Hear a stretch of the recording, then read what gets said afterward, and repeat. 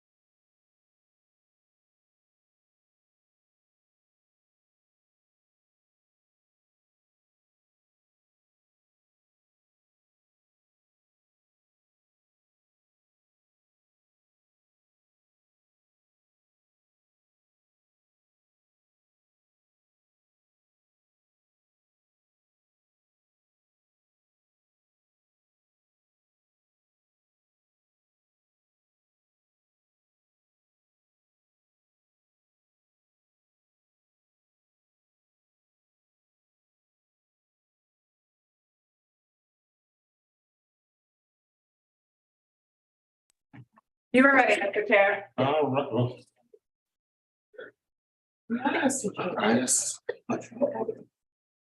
good afternoon. Welcome to the April 2023 Program Services Committee meeting for the Children's Services Council of Leon County.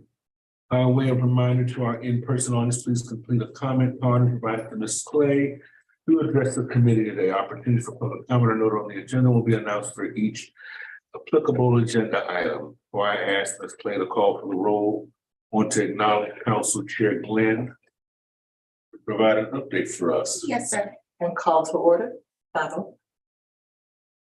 Yes, call to order 5:05. Yes. Nice. Thank you very much, Chair Glenn. It is with a heavy heart. Chair Jones, I apologize for that. But I do want to inform you and our staff and our other members who aren't quite here yet, that Ms. Liza McFadden has resigned from the council. Therefore, she will no longer be able to serve on the Program Services Committee. So we are down 2 members, given that Ms. Connors has left and Ms. McFadden has resigned. And so I guess we will address that in our future upcoming meetings. Yes. Thank you, madam. We'll now do our roll call with Ms. Clay. Mr. O'Brien, Dr. Glenn, Here. Mr. Jones, Yes. you have a All form. right. All right then. We'll now have the approval of the agenda. I make a motion to approve the agenda. All right, the last second, it's been properly second to approve the agenda as presented. All those in favor, aye. Aye. Thank you. Now general public comment. There is no public comment. No public speakers. All right, so Ms. Green, will you introduce our next items? Yes, so we received a project proposal for rebound and recovery, and we have representatives here that will give a very brief presentation on that. The committee will remember they did a brief presentation at the last meeting, and this is specifically regarding the proposal that they submitted to us. So I will ask them to come to the podium, Ellen, Ty, and Lindsay. Lindsay. Lindsay, yeah. I had not met Lindsay. Yes, and I'll introduce everyone and just for the record, if that's okay. Yes, please do. So I'm Ellen Pekolkevich. I'm Director of the Center for the Study and Promotion of Communities, Families, and Children. I'm here with Ty Cole, who's also works at the Center for the Study and Promotion of Communities, Families, and Children, and is a doctoral candidate at the College of Education. And Dr. Leslie Dennis, who is with the College of Education and works with us on numerous projects. We have one member that wasn't able to attend with us today, Dr. Jacqueline McMillan. She is a professor at FAMU at the College of Social Work. So she will be involved in this project as well. So with that, we gave you a 1-page handout that we thought maybe would be the best way to summarize our proposal to you. So it looks like like this, pretty colors. And with that, I will maybe turn it over to Ty to review just some of the highlights of the proposal. Yeah, so we're going to start with the curriculum piece of this. And so with the curriculum piece with Rebound and Recovery, there's an online certification program for the educators to be able to go through to do Rebound and Recovery. And there's 15 modules of that. And then from there are 10 lessons that can be adapted to the classroom's needs that they will use with the classroom, and then aids and things that go from out from there. And then you have the caregiver support. So we're trying to bridge that gap between home and the classroom, and then back from classroom to home. And so there is the caregiver piece to this as well. And then you have, by the end of Rebound and Recovery, children have developed their own toolkit of skills that they use in the classroom and at home as well. And so these are what strategies that the teacher can use and the parent can use. So again, you're bridging that gap between home and the classroom there. Before we progress to implementation and the other components, just wanted to highlight for you what is in the proposal is serving approximately 1,200 kids per year if we do multiple years in the second, third, and fourth year, you'd have a new cohort of VPK students. So that number would increase by 275 per year. Obviously, there'll be some drop off with kids moving to third grade and also with child turnover.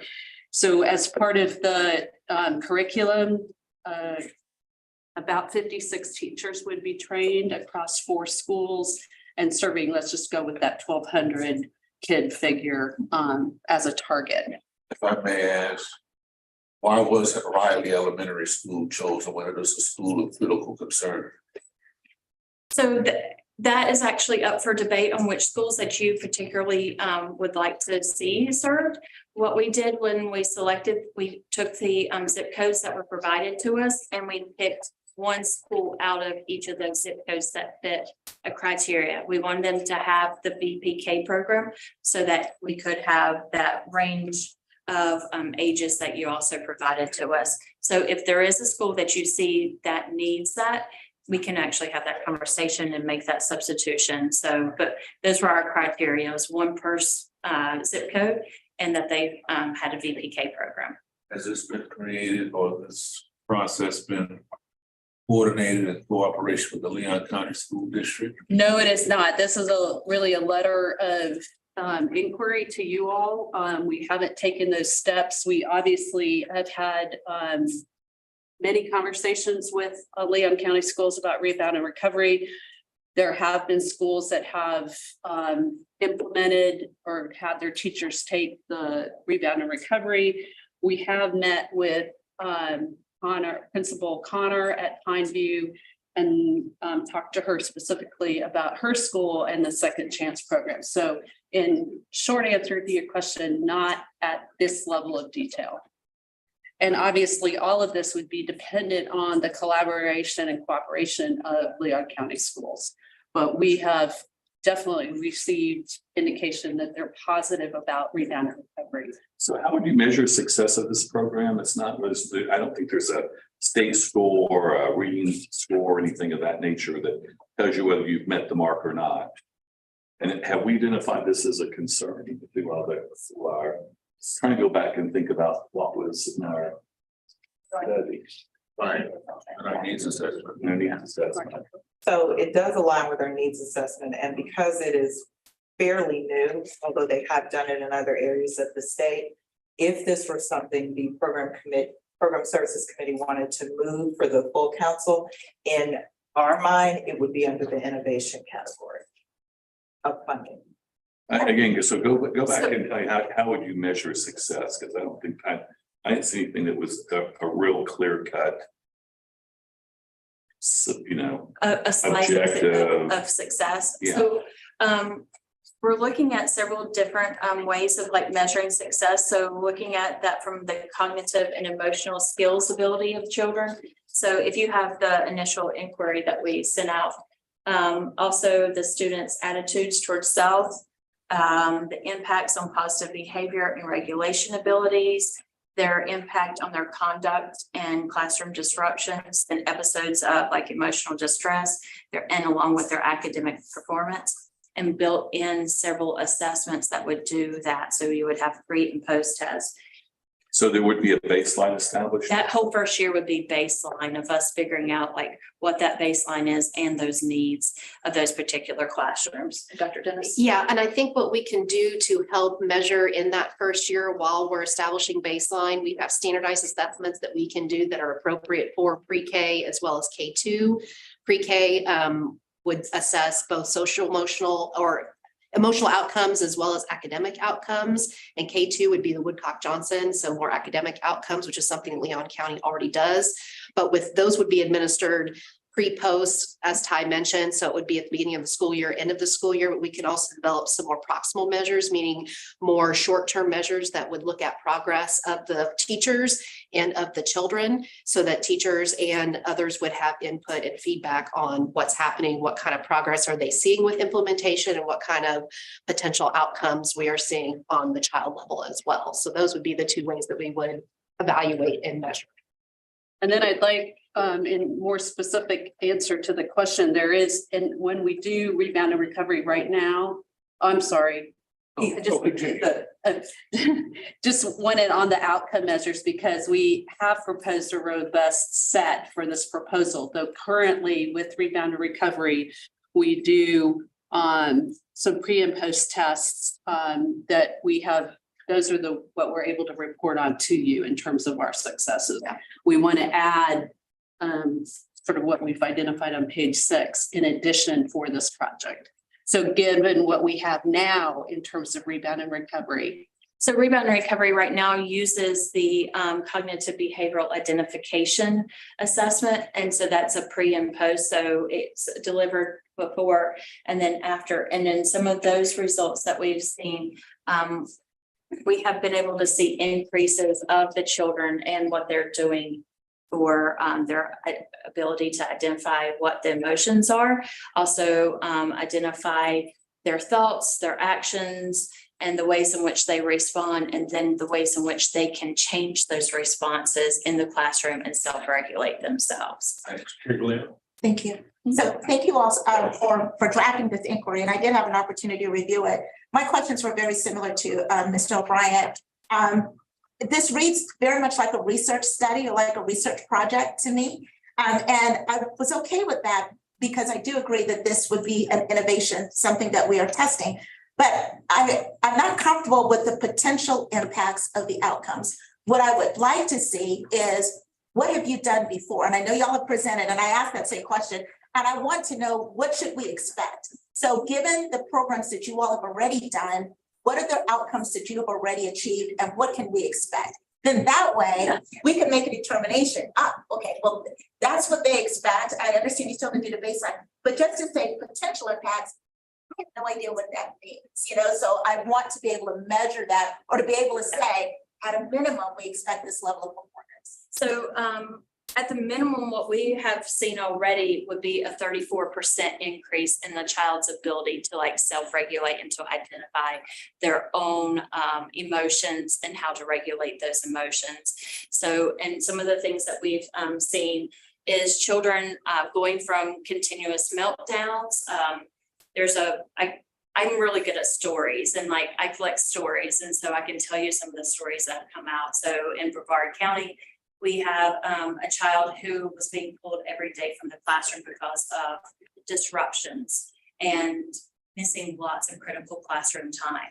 And so by lesson 3 of rebound and recovery, he was able to start going to his own toolkit, bringing out his skills, using those skills in the classroom and staying in the classroom. So no longer was he missing that, and it was also not being directed by the teacher. So he was doing this all on his own within just those 3 lessons. So those are some examples. A lot of the examples that we see or we hear back from the educators are on a behavioral level where they are seeing less classroom disruptions occur. They're also seeing a lot of students be able to advocate for themselves and say, I need this or I need that, in order to help them with that ability.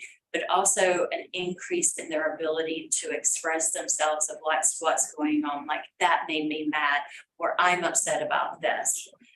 Using the tools as well. We are seeing a lot of students who are engaging with the tools and therefore engaging with not only their classroom teachers, but also their peers. And especially with the emotion meter, they go up and say, I am mad and I am mad at this level, and here's why I'm mad. And then get to redirect it. Exactly. What I would like to see is potential benchmark. Yes. Based on the work that you all have already done, we're benchmarking that we expect a level of performance at this level. That helps us to determine, this is what we're looking for.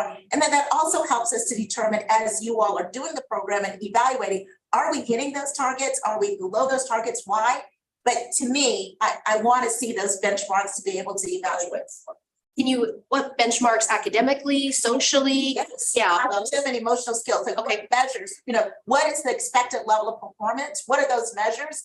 And what do we expect? And then I would like to be able to say, are we hitting those targets? Sure. Are we below? Are we above? Sure. And I For think, example, one of the things that is a critical concern to the district, as has been noted in local recent newspaper articles, is the issue of discipline. Right, so if we were to choose, that's why I asked how do we go about selecting the schools? We have schools of critical concern, namely Riley, Bond Elementary School, right up in schools of critical concern. We also have those schools that in consultation with the district can identify where we've got a whole lot of trauma-based responses in our children that is affecting their ability to learn. I mean, you'd just be amazed, as you already know as professionals, right? So that's why I would hope that there would be that type of communication between you all and the district such that you can have the impact. And then we can use the baselines as identified by the district where we can see that where if we're able to help them to arm them with the tools that you described, that one, we see greater student performance. We see less discipline issues, right? We see those numbers go down because the district is already equipped with the baselines to give you. And I'm not saying that any of these schools are not great. In fact, Pineview, which is in my district, just got the second chance piece, which are the youth who are now, rather than being expelled, we send them all now who are under fifth grade and below to Pineview because they had the space there. Well, this program can certainly, you can see the impacts because those kids will then return back to their original schools, right? So that's but other than that, I just would wonder, without consulting with the district, how arbitrary this might be in terms of what we'll see as progress. We were kind of waiting for sort of direction and not wanting to sort of get some feedback from you all before we approach the school district, other than Principal Connor and for Brooks. But in terms of like formally, look to them to help us with, what are good targets for the outcome measures and the benchmarks relative to the benchmarks, and also relative to the school choice. And again, back to our answer on that, they didn't have a VPK. We did exclude them. So I can't remember which ones did not have a VPK. Brian, a question I would have is, when you think about the childhood behaviors, especially behaviors that are not acceptable, disruptive. I have to imagine that much of that goes back to their environment, whether it's disruptive home environment, adverse, critical events, things that really drive their anger, the way they deal with issues.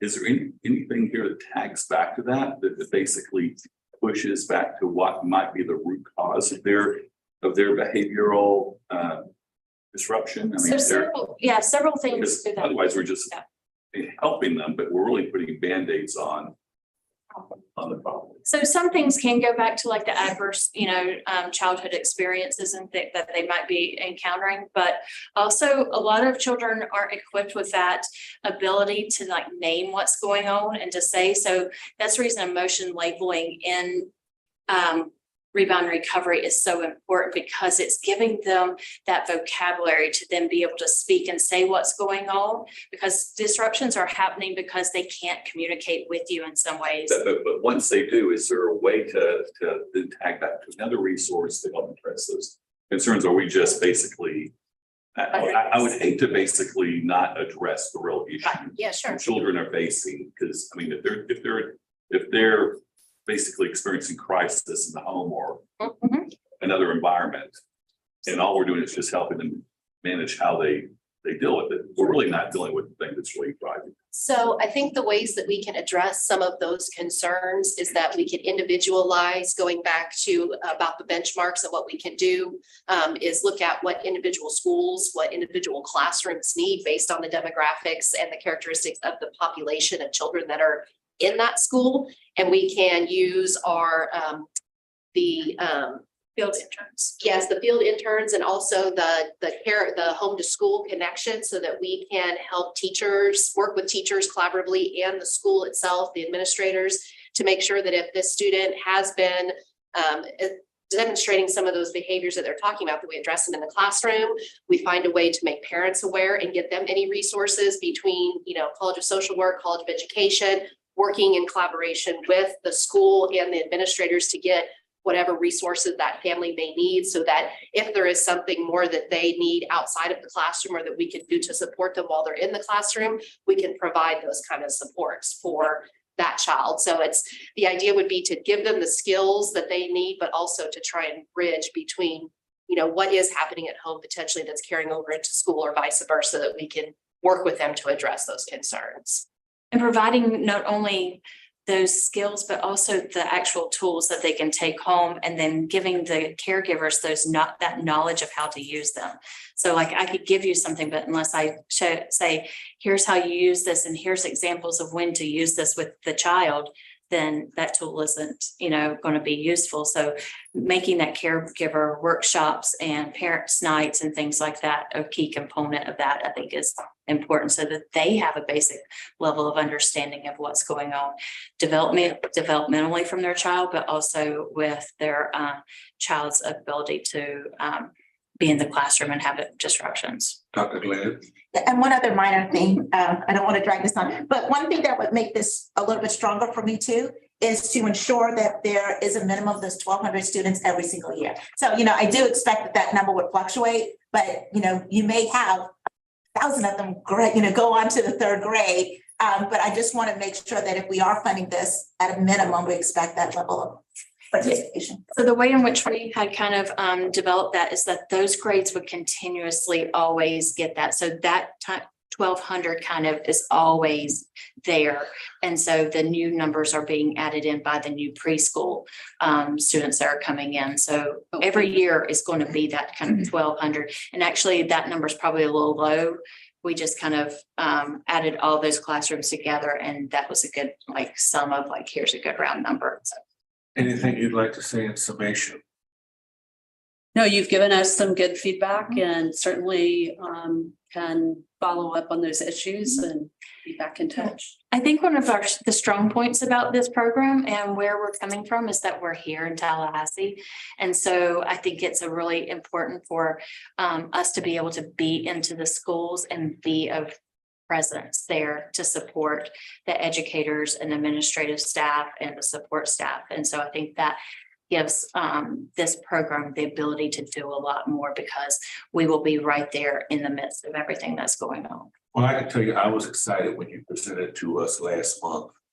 This is a thing that we have talked about since our inception, and that is what we know is a valuable relationship between the academy and being a part of the solutions to these problems that face our children. And we're in cooperation with community-based organizations, and of course, the school district will have enormous impact. So thank you for the innovation that you bring to this. And I'm sure we look forward to hearing more from you. So thank you so very much. Thank you. That's all we do now. That is all we do now. So what I'd like to do is we'll be back in touch.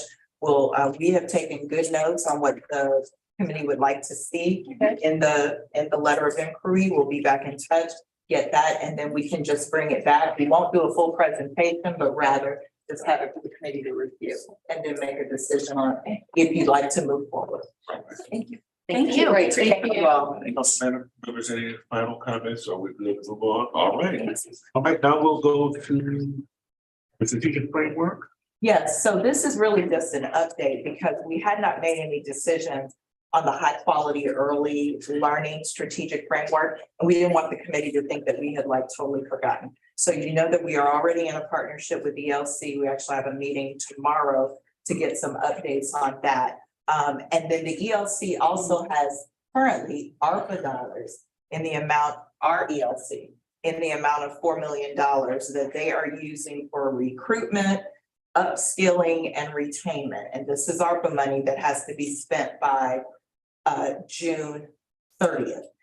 Then there is $55 million currently that has an early learning spending plan with it in the legislature, but that leaves $500 million that is still out there that would be used to assist with early learning as well. More than likely, it will go to increase slots.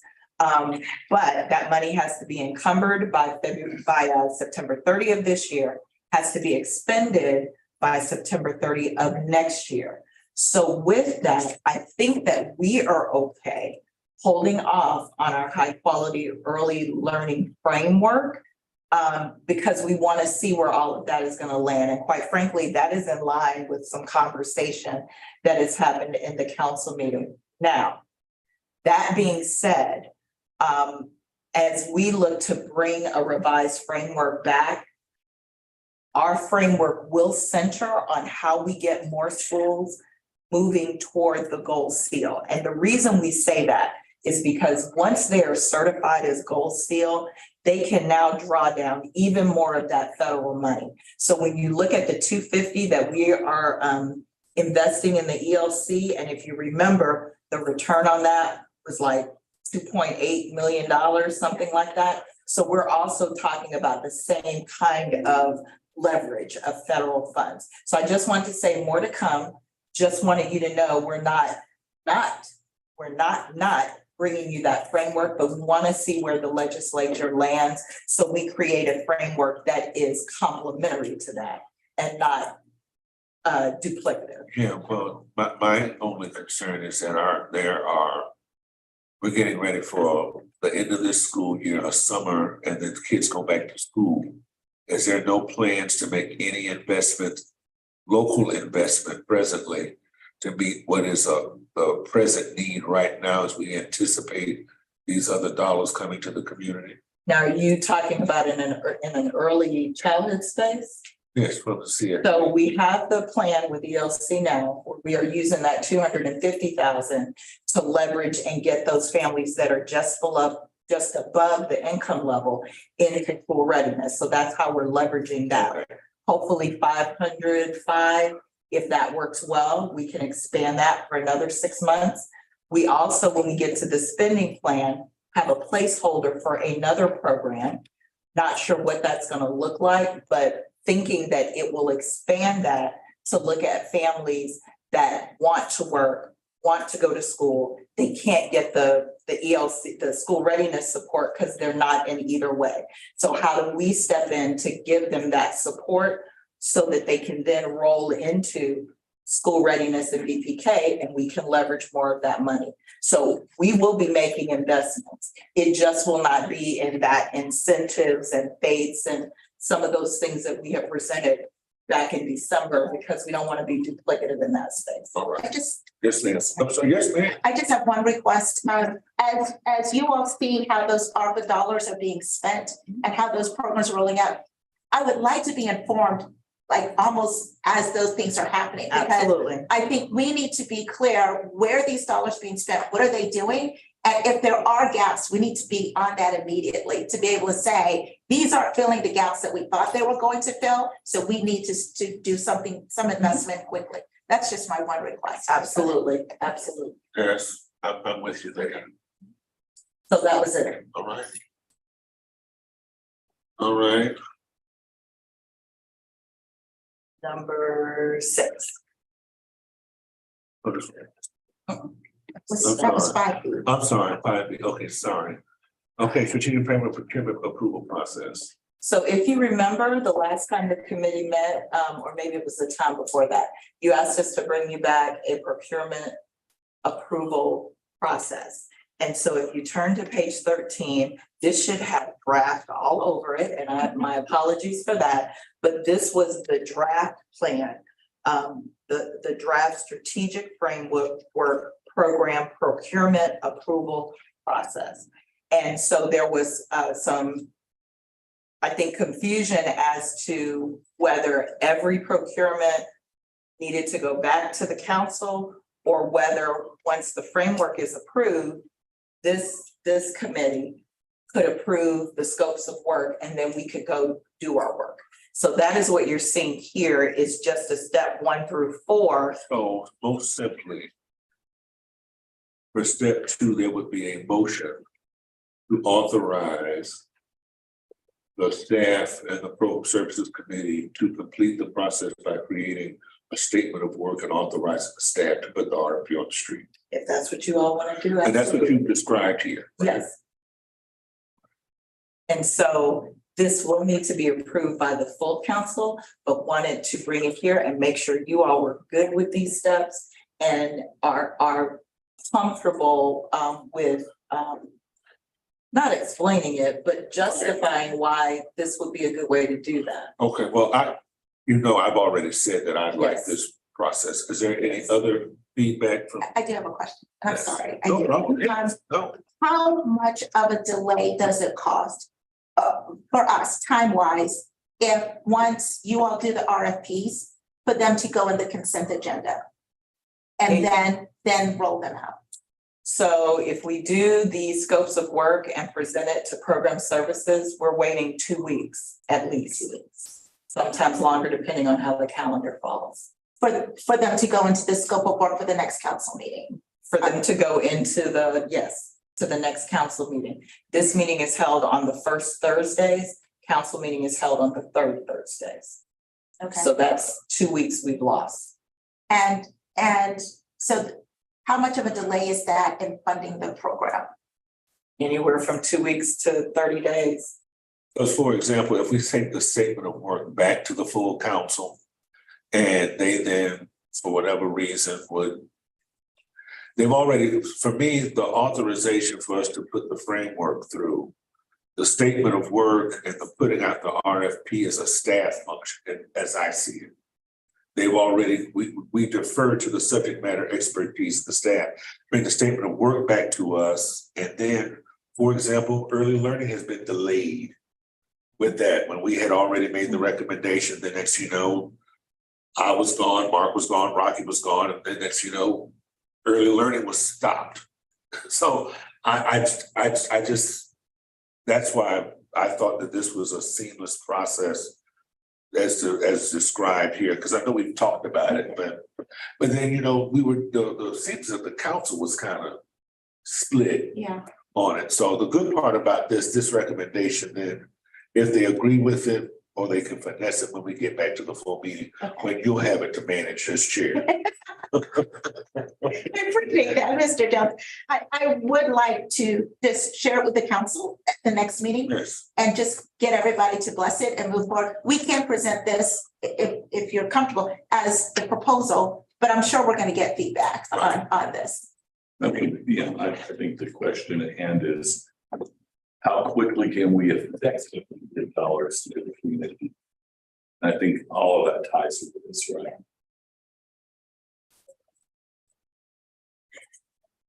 All right, so we will move this to the council meeting on the plan. Okay. This will be the recommendation. But you think this is the recommendation? So you just need to get public comment. Any public comment? There is no public comment. All right. Right, so we just. Second. I'll move it. And we probably move to set all those in favor, signify by saying aye. All right, small investments for program success. So I'm excited about this. So this is what we call our SIPS program. And what you have in front of you is the small investment for program success. It's all here. I'm not going to read through it, but basically what we are trying to create is an ongoing funding mechanism for smaller organizations with a budget of a full operating budget of $100,000 or less to be able to access what we would consider small amounts of funding that align with what the council has said. So you'll see what those qualifications are there. There are 4 areas: program funding, developmental funding, which would be to help plan for a program, match funding. So we need $15,000 to pull down $100,000. And then the last is sponsorship.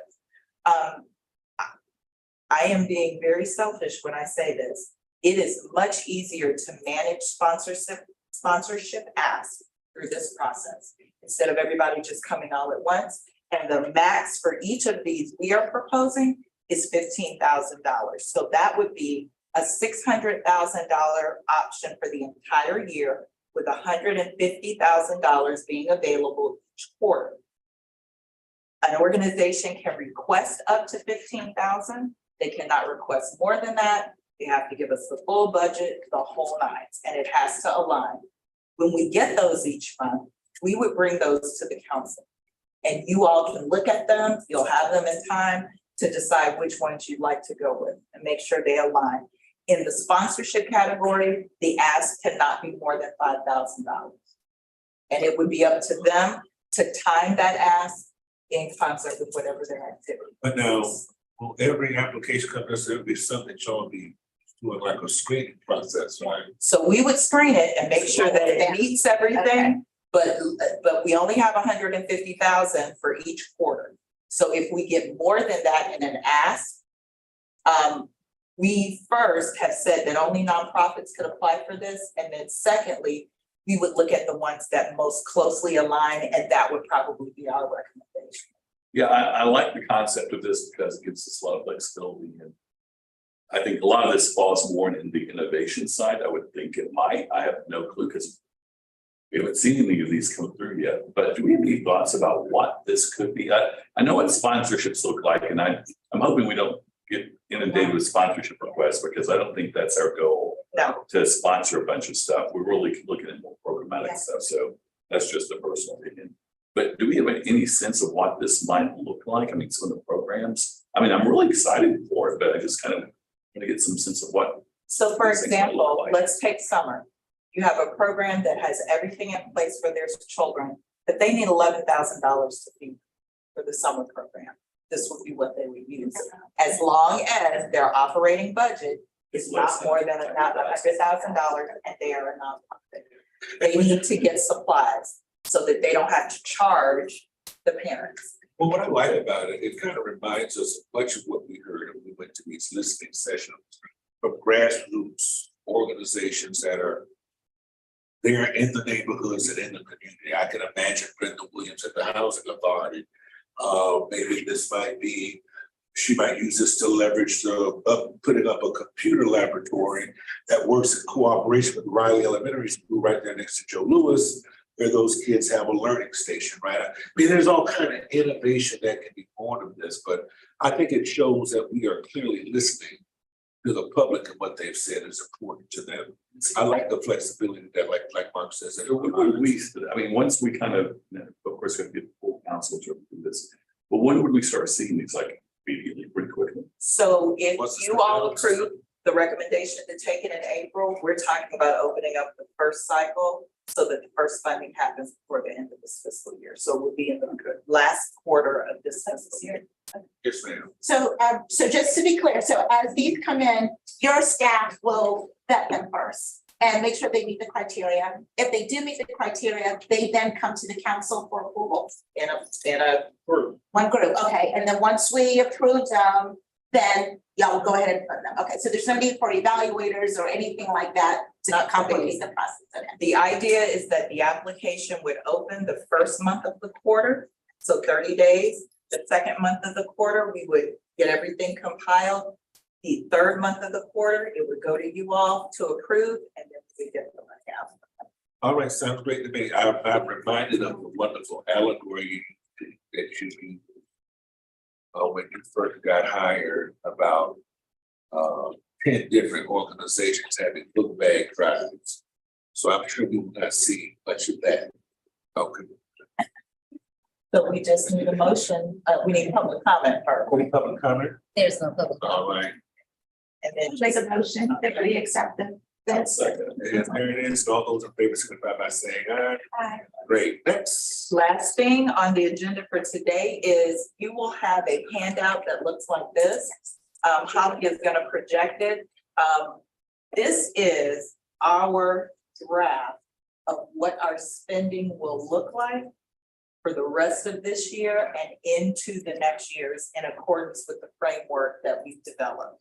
So there have been lots of questions about when is the money getting out and how much money is getting out? So this shows you what you have approved already, what we're still working on, and how we see that moving through the next several years. So I'm gonna be very, very quick. So when we look at fiscal year 22-23, you see our ad valorem that we budgeted there, our total budget with rollover, and for program services, we have anticipated 10.7 million, about 85% of that budget. So for high quality early learning, we're looking at a total investment of about $750,000 this year. That would be for on-ramp and whatever this other program is we are able to do. The Family Resource Center is there. We have that ITN on the street. Family strengthening, parent engagement, mentoring, that information is right there. And then behavioral health, we're still trying to figure out what we're gonna do with that.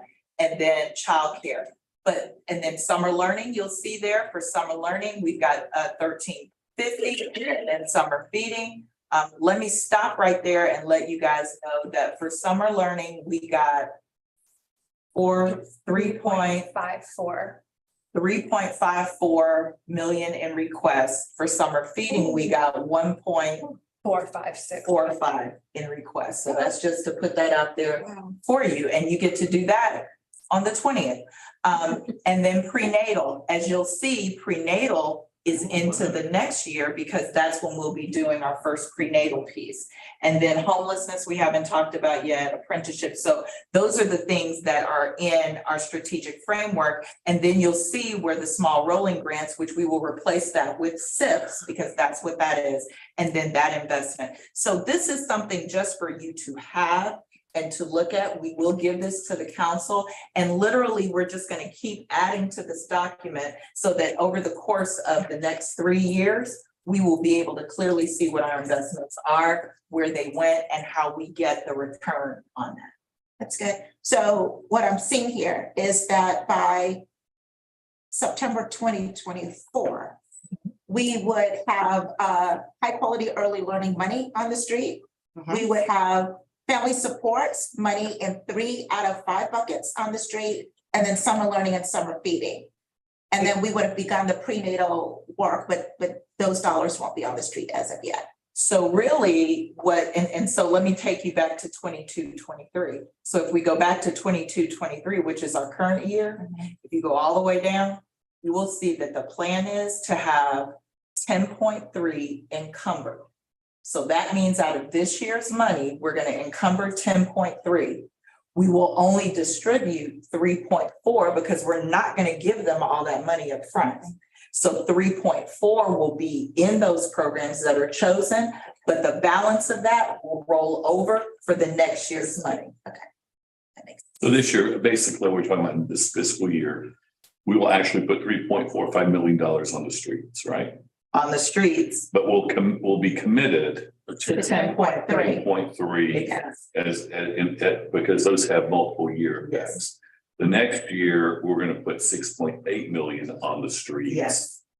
With a commitment of 10.6. So in 2 years' time, we will have put 20 million point. You have encumbered. We will have encumbered 20,900,000 and the change. Yeah, but we're only putting of that. I get the encumbered. Yeah, but on the We're street, only putting 10 million on the street. exactly. And so I just want to be clear. I do not think that it is the taxpayers' expectation that we would give money all out and not have some accountability for that. Okay, but what we're basically saying, so I need to make sure I got this right. So what we're saying is that we're going to put $3.4 million out this year, but those programs have multiple year drawdowns. They Yes. have their ongoing programs. So Yes. what we're doing is we're going ahead and pre-funding. We're escrowing the value of that program in this year's funding, right? Yes. That's the 6.8. So we're right. That's the Yes. rollover. Yes, And so the next year, the 10.65, that is. They're new programs. Right? no, it's continuation funding. Because And- some of these programs, so if you remember, the ITN is till 25. The family strengthening is till is a 2-year. So at the end of fiscal year 2024, we will not do any of the bottom part, the bottom categories funding as of yet. So Once we get a strategic framework plan, we can fill those numbers. in. So what I would like to get, what I don't see on here, and I don't know if Holly or Dina, you're doing this, is we'll be building an account and a reserve through this. And I don't see I don't see a reserve account because what I'm seeing is, okay, after the first year, we're putting 3.4 out there. We're recognizing that there's a rollover effect of the programs. It's actually 6.885 that relates to those programs for future years.